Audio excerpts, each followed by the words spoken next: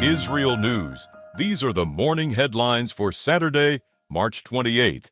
Iran's president is warning of a forceful response if the country's economic centers or infrastructure are hit. Masoud Pezeshkian says Iran does not launch preemptive attacks, but will respond strongly if its infrastructure becomes a target, and he warns regional states not to let Iran's enemies wage war from their territory.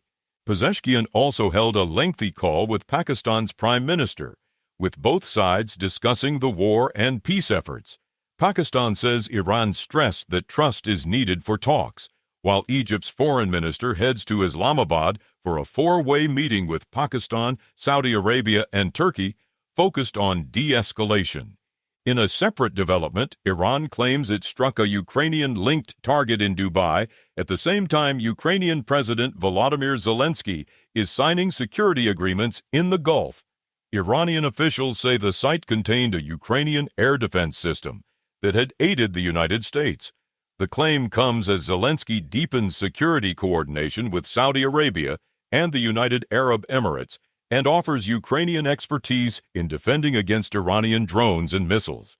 Zelensky says Ukraine is prepared to share its systems and experience after sending hundreds of experts this month to advise Middle Eastern states on intercepting Iranian drones. He says the new agreements could lead to further technology cooperation and investment as Kyiv seeks stronger backing, while concerns grow that U.S. military support could be diverted to the Middle East. Russia is meanwhile warning both Israel and the United States not to attack the Bushehr nuclear power plant. Iranian media also report an overnight strike on the University of Science and Technology in Tehran. The conflict is widening further. A senior Houthi official in Yemen says closing the Bab el-Mandeb Strait is one of the options now on the table, depending on Israeli and American escalation. And for the first time since the start of the campaign, a missile fired from Yemen toward Israel triggered alerts in the Negev before being intercepted outside Israeli territory. The Houthis claimed responsibility and said they launched ballistic missiles toward sensitive military targets in southern Israel. There are also reports that about 29 American soldiers were wounded this week in Iranian attacks on Prince Sultan Air Base in Saudi Arabia. According to the report, 15 troops were hurt in a combined strike yesterday, including 5 seriously, while 14 others were wounded in 2 earlier attacks. Israel says it is intensifying its own campaign.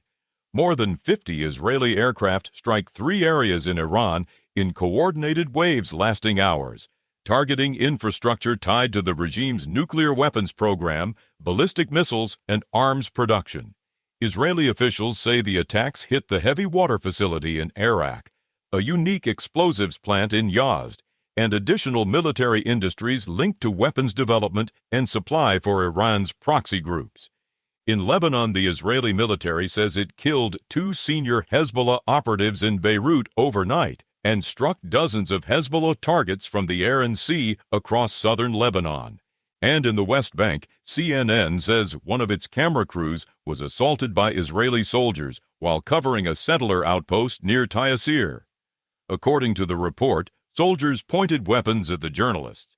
One soldier put a cameraman in a chokehold and damaged equipment, and the military later said the conduct did not meet expected standards and would be examined.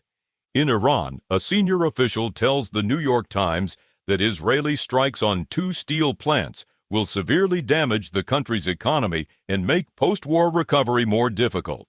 Israel says the plants are tied to Iran's military industry, while Iran is now threatening steel facilities across the region in response. Those are the latest headlines from IsReal News.